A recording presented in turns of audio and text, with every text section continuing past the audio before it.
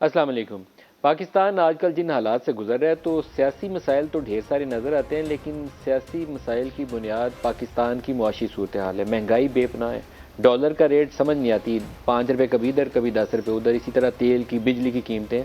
लेकिन इन तमाम मसाइल का हल आसान है नहीं है।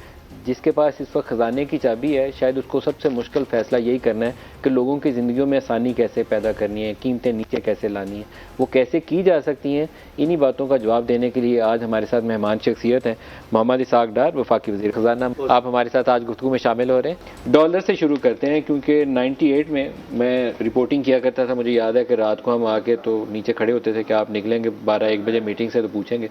डॉलर का रेट उस वक्त भी यूँ ऊपर नीचे घूम रहा होता था। मैनेज हो गया था, अल्लाह का शुक्र है। अब क्या करेंगे? बिस्मिल्लाहिर्रहमानिर्रहीम नामुद व नसल्ली अला रसूलिल करीम। मलिक साहब, जैसे 98 99 में 69 तक चला गया था, नेशनल असम्बली में तकरीरें हो रही थी, अपोजिशन कर रही थी कि ये 100 का हो जाएगा दिसंबर 98 में। ये सारी ट्रांसक्रिप्ट मौजूद हैं नेशनल असम्बली में। तो अल्लाह का नाम लेके, क्योंकि इसमें एक बड़ा एंगल जो है वो स्पेकुलेशन और हवाले और इस तरह की चीज़ों का होता है। अभी जो है, मैं ये सिर्फ विश लिस्ट नहीं कह रहा, देर आर टेक्निकल रीजंस कि इसको 200 से नीचे होना चाहिए, यानी 200 से ऊपर तो कोई जस्टिफिकेशन नहीं है। जिस भी फॉर्मूले से इसको देखा जाए, ये 200 से ऊपर इसकी सही वैल्यू नहीं है, ये अंडर वैल्यूड है। तो मैं समझता हूँ कि इट हैज़ टू कम, इंशाल्लाह 200 से नीचे आएगा ये। अभी आपका जो सबसे बड़ा मसला नज़र आता है ना डॉक्टर साहब, आपके पास बरामदात मैं देखता हूँ तो सारी उम्र से हमें वो 25 अरब डॉलर से ऊपर सिर्फ इस दफ़ा मिली हैं, वैल्यूज़ ऊपर जाने से कमोडिटी प्राइसेस की। जी नहीं तो हम फिर अब दोबारा नीचे आ गए, 4% फिर गिर गई आपकी फर्स्ट जी क्वार्टर में। 2.9 बिलियन डॉलर का आपने लास्ट मंथ में ट्रेड डेफिसिट किया।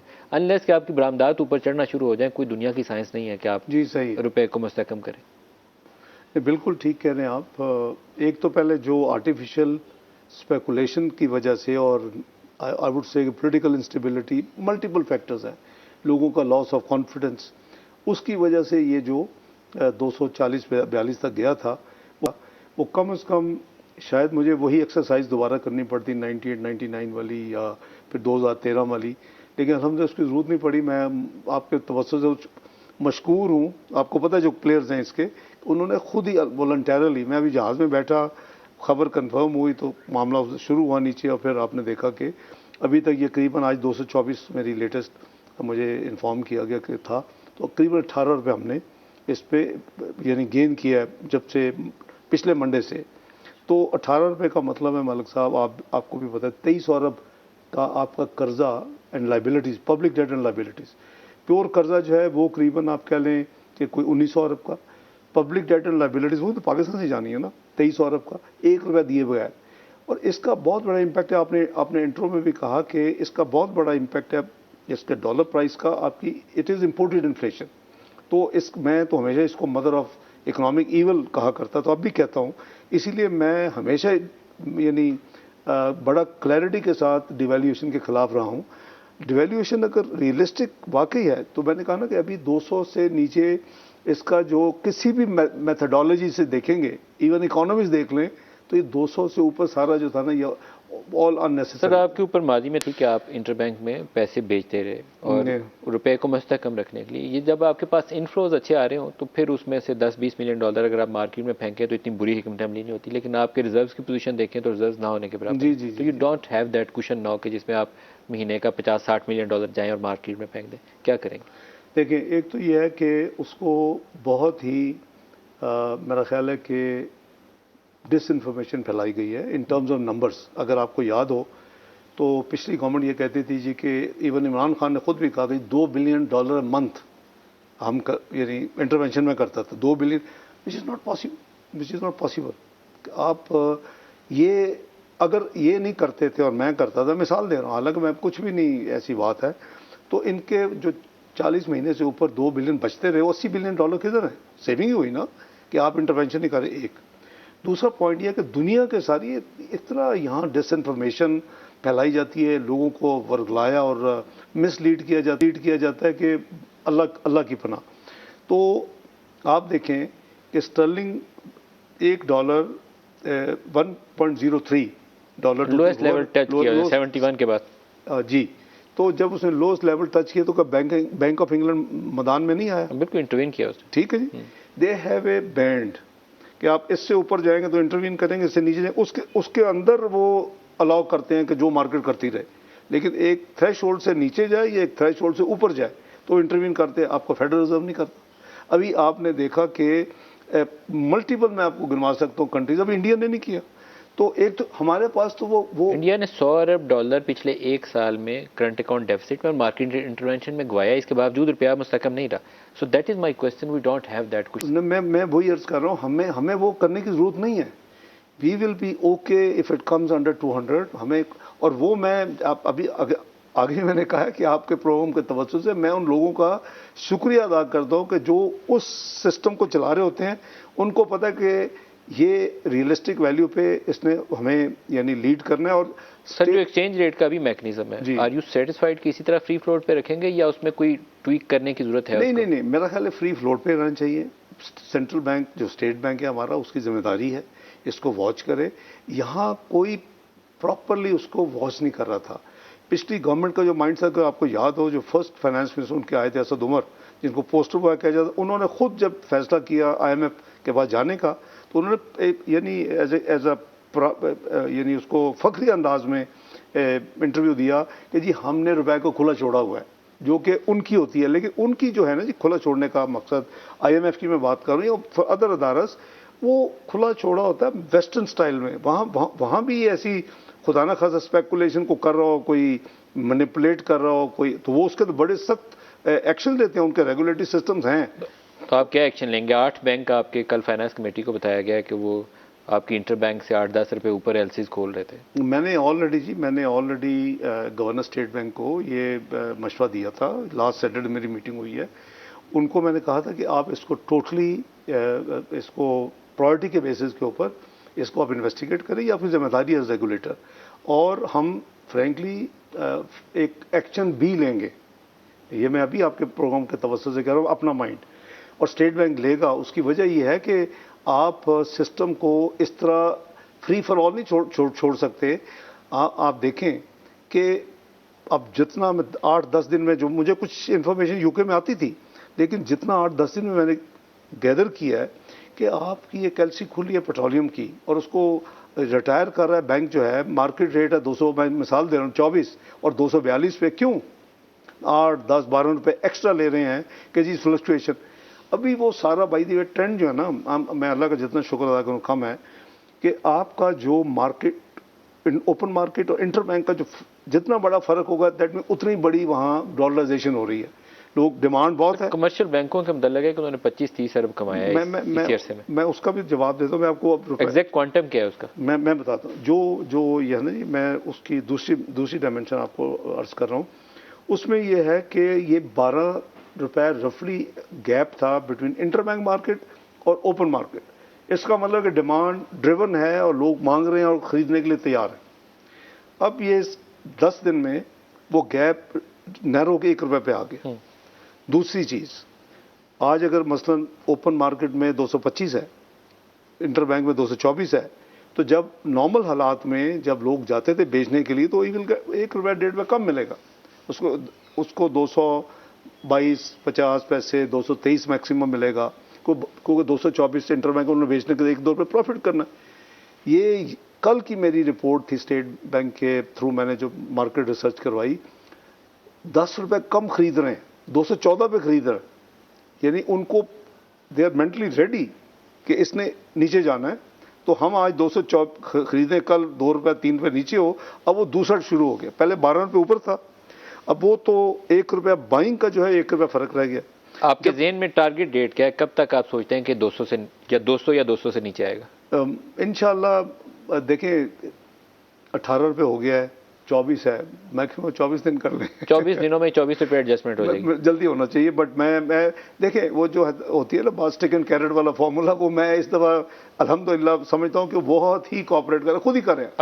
अक्टूबर का एंड, इसका मतलब है कि 1 नवंबर को इट शुड बी अराउंड $200 इंशाल्लाह। और वो भी पाकिस्तानी है जी, मुझसे ज़्यादा वो ये नहीं है लॉयल, एंड मुझसे ज़्यादा उनको शायद पाकिस्तानी फिक्र होगी। बंदा इस छोटे से फ्लो में काम करते हैं, उसको ये नहीं आती कि मेरे यार ये चंद जो करोड़ हैं या मे भी चंद अरब बना रहा हूँ, पाकिस्तान को कितना नुकसान हो रहा है। 30 उस जून नुकसान को जो माली साल खत्म होगा सर, जी जो दो नंबर बड़े मैटर करते हैं पाकिस्तानियों के लिए। एक तो आप सोचते हैं कि 200 टू $1 हो जाएगा अभी 1 नवंबर से। 30 जून को जो साल खत्म होगा तो उसमें इन्फ्लेशन की फोरकास्ट क्या है आपके?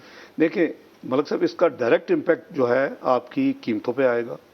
आपको पर्टिकुलरली एनर्जी जो आप इंपोर्ट कर रहे हैं, पेट्रोल डीजल, फिर उसका कॉन्सिक्वेंशियल जो बिजली मैंने प्रोड्यूस करने में जो नॉन यानी है कोल या दूसरा फ्यूल पे, वो सारी की सारी जो है आपका ये पास ऑन होगा। तो ये नेचुरल है कि अगर हम उधर चले जाते हैं तो we are talking almost 20% appreciation of rupee, और वो जो है वो आपका उसका इम्पैक्ट आएगा इन सारी चीज़ों पे। तो मेरा अपना ख्याल है कि इन्फ्लेशन अल्लाह गॉड विलिंग वो काफ़ी इम्प्रूव्ड आएगी 30 जून तक। कितना? 12%, 14%? अभी तो आप 27 से 23 पे आए हैं, तो इट्स हॉरिबल। 23-24 में ये वो नहीं, इम्पोर्टेड इन्फ्लेशन शामिल है, लेट्स बी फेयर, इसमें इम्पोर्टेड इन्फ्लेशन शामिल है, और उसका बड़ा कंपोनेंट जो है वो ऑलमोस्ट सारे का ही सारा वो रुपए की वैल्यू से लिंक्ड है। तो अगर हम इसको करते हैं तो I think it should be, I can't से सिंगल डिजिट, जैसे हमने कोई 9-10% से टेक ओवर किया 2013 में, छोड़ा आके 2017 में, आपको याद होगा 4% CPI कंज्यूमर प्राइस इंडेक्स और 2% इन्फ्लेशन, फूड इन्फ्लेशन। लेकिन 12-14% के करीब आप ला सकते हैं इसको इंशाल्लाह 12-14%। मुझे अल्लाह के घर बहुत उम्मीद है कि जो गोल्स हैं वो बड़े क्लियर हैं। इन्फ्लेशन के अंदर जिन चीज़ों ने कंट्रीब्यूट किया है उसके अंदर फ्यूल प्राइसेस और आपकी यूटिलिटी जो बिल्स हैं उन्होंने बड़ा रोल अदा किया है। अभी आपने इस दफ़ा पास ऑन नहीं किया, तो आपने IMF की कल स्टेटमेंट देख ली, उन्होंने कहा कि क्यों नहीं बढ़ाया, एग्रीमेंट में तो लिखा हुआ है, आपके फॉर्मर मिनिस्टर ने भी कह दिया करना चाहिए था, एग्रीड, क्यों नहीं किया आपने? देखिए मैं बताता हूँ, एक तो ये है कि हम सॉवरेन कमिटमेंट्स पूरी करेंगे, IMF के प्रोग्राम को भी कंप्लीट करेंगे। मैं कोशिश करूँगा कि क्योंकि जून तक रफली इस प्रोग्राम ने चलना है और गवर्नमेंट का टेन्योर भी जून अगस्त तक है, तो हम वो क्रेडिट अल्लाह ताला हमें दें कि सेकंड टाइम भी मुस्लिम लीग नून और यूनिटी गवर्नमेंट ने IMF के प्रोग्राम को मुकम्मल किया। ये सॉवरेन कमिटमेंट होती है, आपकी क्रेडिबिलिटी है, ये सॉवरेन कमिटमेंट पूरी करनी चाहिए रिगार्डलेस। शायद मैं प्रोग्राम नेगोशिएट करता तो कुछ और करता। मैं समझता हूँ कि इवन मिफ्ता साहब को वो फ्लेक्सिबिलिटी नहीं थी। मुझे कई लोगों ने प्रपोज किया कि जिस तरह आप कुछ चीज़ों को क्रिटिसाइज़ करते हैं आप उनको रीनेगोशिएट करें। मैं नहीं समझता कि हमें उस पर टाइम ज़ाया करना चाहिए। जो पिछली गवर्नमेंट ने किया हम उसको करेंगे ना। आ जाते इस लेवी के ऊपर। ये लेवी जो थी वो 5 रुपये डीजल 5 रुपये पेट्रोल पे ज़रूर थी कि जी in the month of October ये लगनी है। वर्चुअली पहले 1 सितंबर में लगी थी पिछले महीने, इस दफ़ा 1 अक्टूबर को, यानी 30 से। देखिए जितनी आवाम पिसी हुई है, नंबर एक, जितनी आवाम पिसी हुई है, हमें ज़रूर उनके कंफर्ट के लिए जो कुछ हो सकता है करना चाहिए, नंबर एक। नंबर दो, प्राइम मिनिस्टर ने साइड लाइन्स पे भी जो जनरल असेंबली UN में गए थे तो उधर बात की, जब MD IMF ने कॉल किया तो उनको कहा कि इस टाइप के जो टैक्सेस लेवीज हैं आप हमें 3 महीने के लिए एग्जाम्प्ट करें। हमारे लोग सैलाब में इस वक्त बेयारो मददगार हुए हुए हैं, करीबन 33 मिलियन लोग इफेक्टेड है, आधा पाकिस्तान पानी में डूबा हुआ है। हमारी 30 से 35 बिलियन डॉलर का एस्टीमेट आ रहा है रिकंस्ट्रक्शन रिहेबिलिटेशन कॉस्ट। तो उन्होंने ना नहीं की। IMF MD ने उनको बताया कि जी I will go back to my system, यानी उनकी जो एग्जीक्यूटिव कमेटी बोर्ड। आपने ऑनलाइन मीटिंग भी तो की थी ना, उन्होंने क्या रिस्पॉन्स दिया आपको? नहीं, मैंने उनको कॉन्फ्रेंस में नहीं लिया। उसकी वजह यह है कि एक अगर IMD और प्राइम मिनिस्टर के लेवल पे ये बात हुई है एंड शी डिड नॉट से नहीं करना। आपने वो जो टास्क टीम लीडर है आपने उनसे बात की?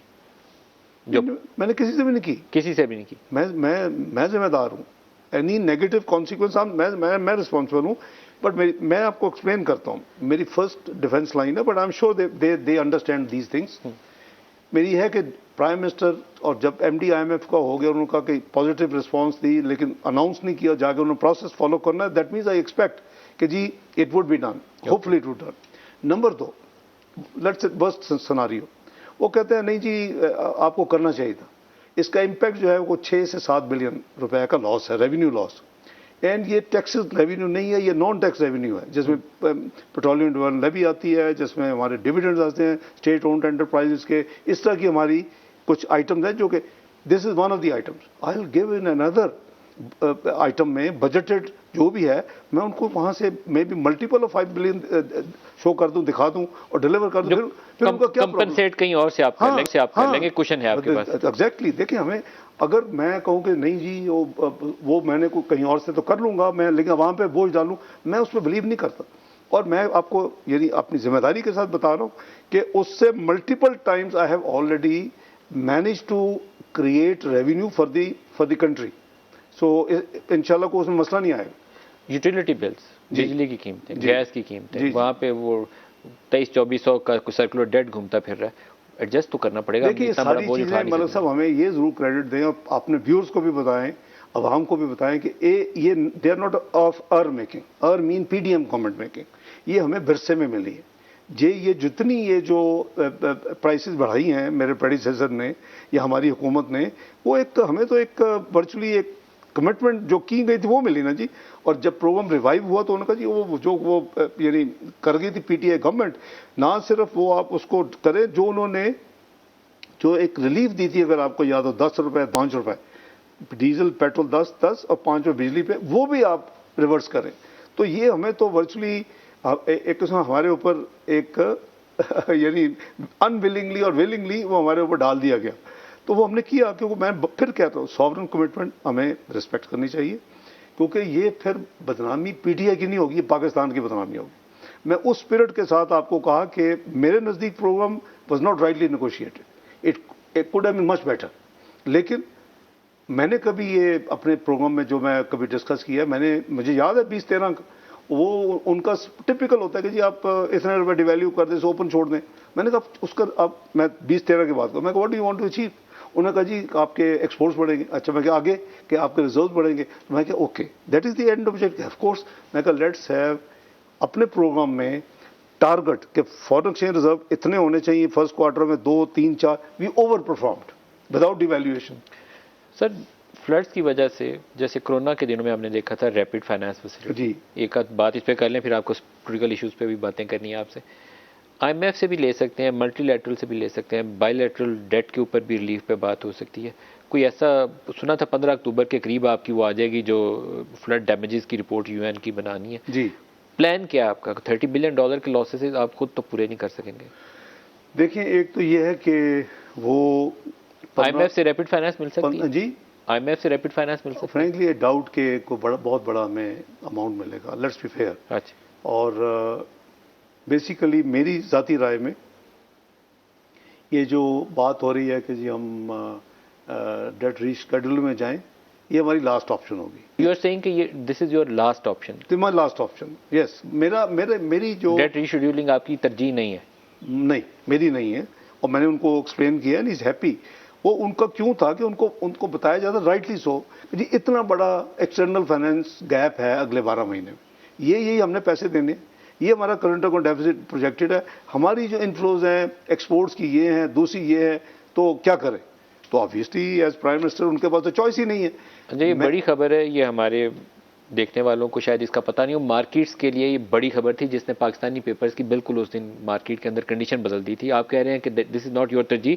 पेरिस क्लब का टोटल शायद लेस देन $10 बिलियन है। देखिए, तो आपको ये जो है ना जी, मैंने उनको लंदन में भी बता दिया था, ये उनकी इकोनॉमिक टीम का, मैं देखें I don't want to enter into blame game, उन्होंने शायद ऑब्वियसली विद सिंसियरिटी कहा होगा ना जी, ये हमारे 12 महीने के आउटफ्लोज हैं, ये हमारे इनफ्लोज हैं, तो क्या करें? एक ये एरिया है जहां हम एक सेविंग कर सकते हैं। अभी आपका फाइनेंसिंग गैप है 30 जून तक? इंशाल्लाह इट विल बी जीरो। अभी कितना? जितना भी है, अब please allow me. Additional imports होनी है वीट की और ये फूड आइटम्स की। अपना मलिक साहब, लेट मी अश्योर यू को मैं पहली दफा नहीं कर रहा और मैं ऐसी हवा में क्लेम नहीं कर रहा। I am working on this, इंशाल्लाह there will be no gap. हम अपनी व्हाट इज ऑल्टरनेटिव? आप मार्केट से उठाएंगे या बायलैटरल जो हमारे फ्रेंडली कंट्रीज हैं उनसे रेज करेंगे? अगर मैं आपको एक मिसाल याद करा दूं कि 2013 में पाकिस्तान वाज डिक्लेयर्ड, इलेक्शन किसी को नहीं पता किसने जीतना है, आपको याद है? Pakistan was declared macro economic unstable country. मैं तो नहीं कह रहा, रिकॉर्ड्स मौजूद है। सेकंड प्रेडिक्शन ये थी कि जी ये 6 से 7 महीने जो भी पॉलिटिकल पार्टी जीत के आएगी डिफॉल्ट करेगी। I hope you remember. वो कैलकुलेटेड था, क्योंकि उनको पता था कि हम तो इनको प्रोग्राम लैंडिंग जीरो थी, कोई आपको IMF, world bank, IFC, Asian, nobody was giving new dollar on programme lending. Project जो जारी थे वो कुछ पैसे आते थे। It's not difficult to work out कि जी ये इनके पास 6 बिलियन थे स्टेट बैंक में, 4.6 बिलियन की लाइबिलिटीज थी अगले 6 महीने में, and if there is no new inflows तो ऑब्वियसली उनकी प्रोडिक्शन थी 6-7 महीने। और ये we reach actually February 2014 at $2.6 billion with state bank. लेकिन हमने अपना एक डायरेक्शन चेंज की। IMF को विदिन, आपको याद है 5 दिन में बजट दिया, 1 महीने में IMF 4 जुलाई को कर ली, और उसके बाद हम लग गए। जब हमारी डायरेक्शन चेंज हुई, if you recall, I went in the bond market और 500 मिलियन का बॉन्ड इशू हुआ, मुझे याद है अप्रैल 2014, 14 टाइम्स ओवर सब्सक्राइब्ड। लोगों ने देखा कि they mean business. Last question economy में पूछ लूं, फिर मैंने सियासी बातें करी। दोबारा मार्केट टैप करेंगे? मार्केट जब हमारी बेसिक इंडिकेटर्स ठीक हो जाएंगे, कॉन्फिडेंस बिल्ड होगा। लोकल तो कॉन्फिडेंस मैं समझता हूं बिल्ड हो रहा है। ये stock market behaving better. Second half of this fiscal year है, हो सकता है आप उसको कंसीडर करें कि मार्केट हम इंशाल्लाह पूरी कोशिश करेंगे। देखें, आइडियली तो आपका प्लान ही ये होना चाहिए कि आपने जो अपनी फाइनेंसिंग नीड एक्सटर्नल पूरी करनी है, that should be through the secondary market. So आपको IMF में ना जाना पड़े। डॉक्टर साहब, एक ब्रेक करीब आ गई है, ब्रेक ले लें जी, हमारे साथ रहिएगा। प्रोग्राम में दोबारा खुशामदीद कहते हैं। डॉक्टर साहब, इमरान खान एक मार्च या प्रोटेस्ट लेकर जल्दी इस्लामाबाद की तरफ आएंगे, हो सकता है नेक्स्ट 10 डेज और सो आप यहाँ इस्लामाबाद में एक सिचुएशन देख रहे हैं, how would you tackle that? हमने 126 दिन का भी टैकल किया था। अगर वो ना होता 126 दिन का, और उसके बाद आपको 2 धरने और हुए थे, एक इनका, एक मिनी धरना था, एक उलमा का था, फैसलाबाद वाला। हमने उसके बावजूद आपको 2 अभी क्या करेंगे? लो इन्फ्लेशन दे दी, लो इंटरेस्ट रेट दे दी पाकिस्तान में, बेस्ट ग्रोथ दे दी, हाईएस्ट रिजर्व दे दी, स्टेबल करेंसी दे दी। We law and order will take its own course.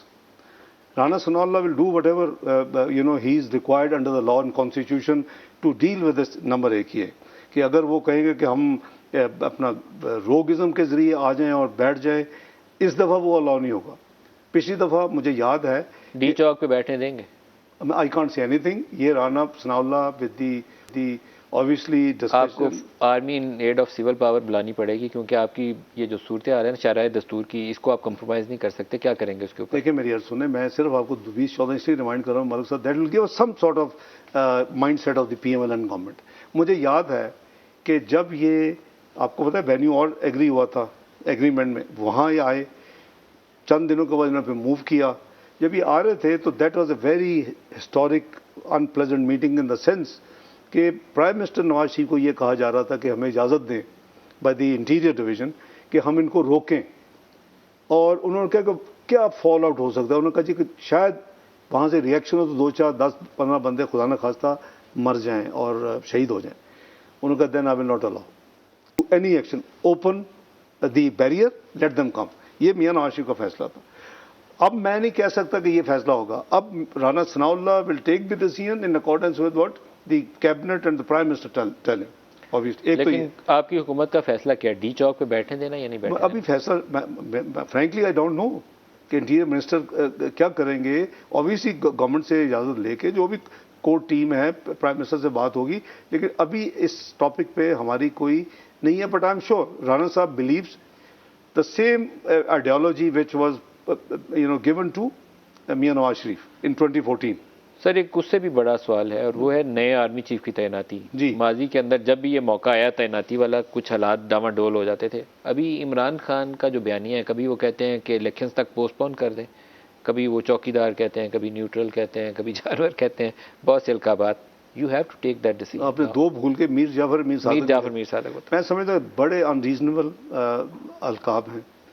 दूसरी उनकी यानी थैंकलेस, वो तो हैं ही वैसे बाय द वे, वो उनकी अप्रोच है कि जिन्होंने इनको हैंड होल्ड करके, हमें is no more secret how he came in power, तो फिर उसी के ऊपर इस तरह के करना, आई थिंक ये उनकी बहुत ज्यादती है। In any case, even whether you come with their support, वो तो होना ही नहीं चाहिए। वो जो भी हो गया, हम माजी को नहीं डिस्कस करते, लेकिन इस टाइप के देखें, मुस्लिम लीग नून भी तनकीद करती थी, ठीक है, आफ्टर 2017-18 मियाँ साहब भी तमीज़ी तनकीद हुई है हमेशा, अदारे पे कभी तनकीद नहीं हुई, इंडिविजुअल्स पे हुई है, उसके साथ भी साफ लगा है। तो मैं समझता हूँ कि खान साहब का रवैया जो है ना, either totally is out of mind, और वो फ्रस्ट्रेटेड हैं, वो हैं भी वैसे। आपने सुना उन्होंने कहा जी जब गवर्नमेंट जा रही थी वोटर, बेहतर होता है पाकिस्तान एटम बम गिराते। I mean you are equating above the, not equating, अपने आप को स्टेट से ऊपर समझ रहे हैं कि यानी मैं हूं तो ठीक है, नहीं है तो स्टेट भी जाती है तो जाए। ये रवैया ठीक नहीं है। कब होगी नई आर्मी चीफ की तैनाती? Time is not due. नहीं, टाइम इज विद अस, बहुत टाइम है जी। 29 नवंबर से पहले करनी है जी, अब तो 6 हफ्ते रह गए, पहले तो आपको नॉमिनेट तो करना पड़ेगा। देखिए ये जो टाइम है ये नॉर्मली आखिरी महीने के अंदर होते हैं ये काम, और there is a process, you know that. नाम आते हैं, डोजियर आते हैं, प्राइम मिनिस्टर देखते हैं, सब कुछ होता है। तो होगा, अभी it's premature to say anything, लेकिन इंशाल्लाह अल्लाह ताला ने आगे भी सब चीज़ें बेहतरी की तरफ इंशाल्लाह शुरू हुआ तो वो भी बेहतर होगा। जनरल बाजवा अमेरिका के दौरे पे हैं, उनसे मंसूबा, आज एक खबर भी है कि उन्होंने वहाँ किसी गैदरिंग में बोला भी है कि एक्सटेंशन वगैरह उनके ऑप्शन नहीं है। मेरे ख्याल में वो पहले भी ये कह चुके हैं, ISPR ने बयान दिया, ISPR ने बयान दिया था। तो हुकूमत भी नॉमिनेशन नए चीफ की तरफ जा रही है ना, कोई और ऐसी चीज़ तो नहीं है बिहाइंड द सीन जो हमें पता नहीं हो कि दोबारा एक्सटेंशन पे नहीं। देखिए, मैं आई एम नॉट प्रीवी कि प्राइम मिनिस्टर साहब के साथ क्या कोई इस टॉपिक पे what is the latest, I am very Frank with you. लेकिन जो भी होगा वो ऑब्वियसली इन ट्रांसपेरेंट में मैनर होगा। खान साहब का ये कहना कि जी ये कर दे वो कर दे, is trying to lure people and is not good policy. हम कुछ तो असूलों पे चलें, कुछ तो एक महज़ब और इखलाक के साथ काम करें, लेकिन यहाँ तो लगता है कि वो ही डजंट बॉदर।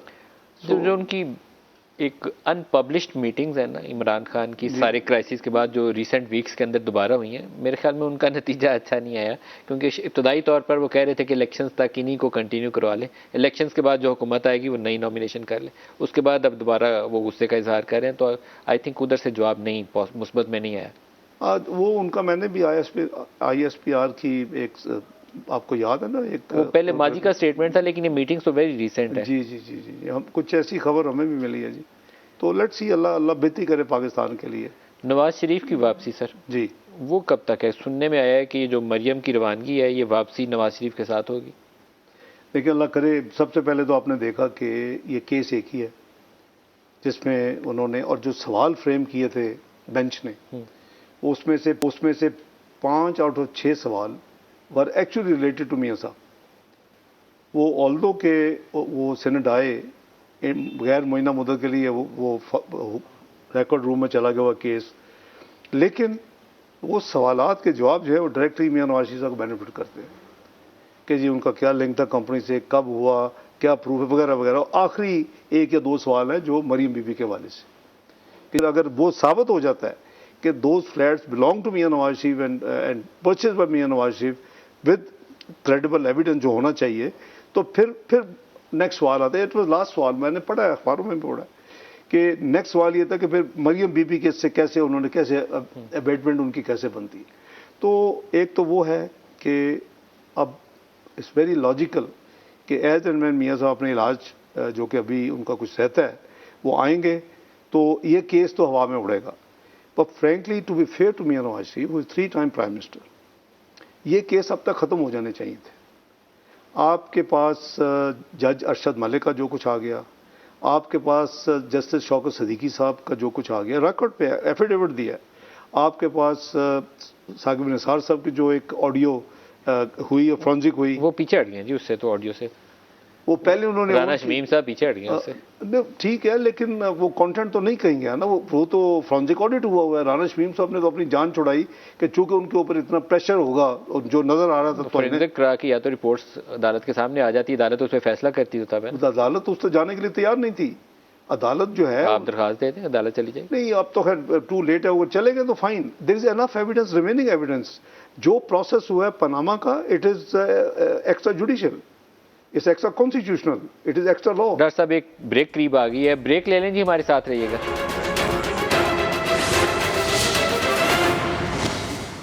प्रोग्राम में दोबारा खुशामदीद कहते हैं। डॉक्टर साहब, पनामा में 62(1)(f जो अकाउंट रिसीवेबल के ऊपर लगा हुआ है, लाइफ टाइम डिस्क्वालिफिकेशन की जो वजाहत की हुई है, मौजूदा चीफ जस्टिस उस बेंच का हिस्सा थे जी। कल अभी उनकी एक ऑब्जर्वेशन आई है, वो शायद आपके लिए एक नई विंडो नजर आ रही है जिसके ऊपर आप दोबारा दरखास्त दे सकते हैं। वो फैसल वाडा के केस में उन्होंने, मैं समझता हूं कि बड़ी प्रैग्मेटिक ऑब्जर्वेशन है, पहले उस बेंच का हिस्सा थे जज साहब। जो भी था, मैं वैसे बात कर रहा हूँ कि ये प्रैग्मेटिक, देखें उन्होंने एक पीछे फैसला दिया था, मैं सुप्रीम अदारे की बात कर 13 रहा हूँ। अप्रैल 2017 या 12 अप्रैल 2017 का वो फैसला है, पुराना 5 रुकनी बेंच का। मैं समझता हूँ जी, पीछे उन्होंने कहा था कि अगर जज अपना फैसला को दे और ये रियलाइज करे कि ये नहीं ठीक है तो वो अपना बदल भी सकता है। आपको याद होगा बिल्कुल, अभी रिसेंटली है ओके, वो भी ये कोई साल वोट पुराने काउंट नहीं के है। ऊपर इशू था। आप बात कर रहे हैं 5 साल पुरानी, मैं बात कर रहा हूँ 5 हफ्ते पुरानी, विद इन लास्ट 5 वीक्स। तो एक तो ये है, हम इसकी तैयारी कर चुके थे, हमारी अपनी यानी एजेंडा में ये शामिल है। ये अनफेयर है, चाहे उसका फैसल वाडा साहब को मिले। क्या ऑप्शन है आपके? मैं बताता हूँ, या उनको जहांगीर तरीन साहब को मिले, because I think right now 3 beneficiary इसके। अगर ये ठीक होता है, उसका ये है कि आइन खामोश है। सादक अमीन अगर आप नहीं रहे 62(1)(f) में, तो ये खामोश है। आप एक मर्डर जब है वो उसको अगर यानी जुर्म साबित हो जाए तो उसके बाद भी उसको आप 5 रुकनी बेंच के फैसले को आपको किसी बड़े बेंच के आगे जाके दरखास्त देनी पड़ेगी। Parliament can take its own course. Parliament में ले जाएंगे इसको? बिल्कुल लेके जाएंगे। अभी मौजूदा पार्लियामेंट बिल्कुल लेके जाएंगे। आईनी तरमीम के लिए आपके पास नंबर नहीं है, इसके लिए आईनी तरमीम दरकार है। ये इसके लिए इलेक्शन एक्ट में अमेंडमेंट काफी होगी। इलेक्शन एक्ट में अमेंडमेंट काफी होगी। बिल्कुल, क्योंकि क्योंकि 62(1)(f) के नीचे कहा जाता है कि रूल्स नहीं है, वो आप रूल्स बनाएंगे इसके। बिल्कुल बनाएंगे। तो उस रूल्स के अंदर गुंजाइश निकल आएगी कि जिन लोगों की ताहयात नहीं लिया उसको आप खत्म कर दें। बिल्कुल, टाइम बार करेंगे जी, बताएंगे 5 साल 10, what ever decision of the parliament. लेकिन देखें, टर्म ऑफ द असेंबली की बात हो रही है कि वो जो टर्म ऑफ द असेंबली है वो एप्लीकेबल हो जाए। Nothing short of A miracle कि मैं जब आया तो मेरे एजेंडे में इस चीज शामिल है कि मैंने इसको फास्ट ट्रैक करके इसको लेके करवाना है लीगल टीम से। कब तक लेके जाएंगे? क्योंकि सेनेट में आई थिंक 2 बिल पेश हुए हैं इसके ऊपर 62(1)(f) वो जी प्राइवेट मेंबर बिल है, लेकिन हुकूमत को लेके जाना चाहिए। कब लेके जाएंगे? इंशाल्लाह बड़ी जल्दी कोशिश। Very soon. मेरे ख्याल में आप नवाज शरीफ अगर अक्टूबर एंड में आना है तो उससे पहले आप बिल मूव करेंगे। जी देखें, पहले तो ये फैसला हो जाएगा फेयर है कि नहीं है। मैं अल्लाह का है कि उस जो हमने करने जा रहे हैं वो चीफ साहब खुद कह रहे हैं कि ये अनफेयर है, इतना नहीं होना चाहिए, तो ठीक है। नहीं तो अगले हफ्ते 10 दिन में इसका मतलब है हुकूमत अपना बिल तैयारी में है, पेश करें। मैं अगले हफ्ते 10 दिन जा रहा हूँ एनुअल मीटिंग्स वर्ल्ड बैंक की, मंडे ट्यूसडे से ना, वो 4-5 दिन मैं उधर हूँगा, प्लस ट्रैवल टाइम। तो लेकिन मैं इसको लॉ मिनिस्टर साहब आ रहे हैं, किशन गंगा के लिए गए हुए थे, उनके साथ मैं कोऑर्डिनेशन ऑलरेडी है। एक ड्राफ्ट 62(1)(f) की लंदन से बना के भेजी हुई है हमने। भेजी हुई है? हाँ। तो उसको आप किसी भी वक्त बिल की शक्ल में बना के पेश कर सकते हैं। हम तो बड़ी खबर हो जाएगी। हाँ जी, इंशाल्लाह करेंगे, क्यों नहीं अच्छा, करेंगे। एक लास्ट क्वेश्चन चलते पूछ लो आपसे।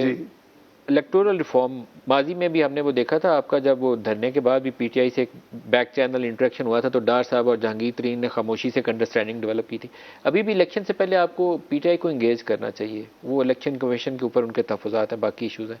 Is there any such proposal और ऑप्शन अंडर कंसिडरेशन? प्रॉब्लम ये है कि खान साहब जिस पे भी भरोसा होता है, जब उनकी मर्जी की चीज़ वहाँ से नहीं निकल रिजल्ट आता तो फिर वो उसको कंडेम करते हैं। उस वक्त इन्होंने, आपको याद होगा, हमारी ब्रेक डाउन हो गई थी जो दोनों टीम्स थी, जो आपने बात की, बड़ी मस्ट कॉम्प्लीमेंट योर मेमोरी। हमारा ब्रेक डाउन हो गया था और उसमें जो उस वक्त तक जब ब्रेक डाउन हुआ तो 1-2 चीज़ें तय हुई थी कि सेक्रेटरी इलेक्शन कमीशन और चेयरमैन नादरा, ये 2 जो अपॉइंटमेंट्स होंगी। हम हालांकि क्योंकि आइन कानून में तो नहीं है, जो जहां कंसल्टेशन होती है अपोजिशन तो है, उस वक्त ये नहीं था कुछ भी कि इनके I gave them our word. लेकिन जब ब्रेक डाउन होगी तो obviously you have fresh start. उस पर फिर आपको याद है कि जहांगीर तरीन साहब ने राब्ता बिल्कुल एंड पे आ गए क्विकली। क्या अभी ऑप्शन है आपकी? नहीं, मैं कोशिश कर 1 मिनट में। वो उसके बाद नादरा चेयरमैन, ये दोनों अपॉइंटमेंट उनकी मर्जी से हुई थी, उनकी कंसल्टेशन से हुई थी, मैंने की थी on behalf of PMLN। I was authorised by prime minister Nawaz Sharif, हमने उसको किया। अभी आप देखें कि यहाँ जो प्रोसेस है चेयरमैन इलेक्शन कमिश्नर का, उसमें भी नाम उन्होंने फ्लोट किया। अब उनको अगर अपनी विश लिस्ट ना मिले और को बंदा अपनी ईमानदारी के साथ काम करे और वो उनको पसंद ना आए तो उसको वो बुरा भला कहना शुरू करते, ये अच्छी आदत नहीं है। We should be matured. ये कोई रोग ना सिस्टम है, ना रोग स्टेट है, ना रोग हमें लोगों को बनना चाहिए। हम अपने मुल्क के लिए एक सिस्टम के लिए काम करें। उनकी तमाम मनफी सियासत है, अनफॉर्चुनेटली। आई होप कि उनको कोई हदायत आए और वो को सीधे रास्ते पे जाए। अभी तक तो नहीं।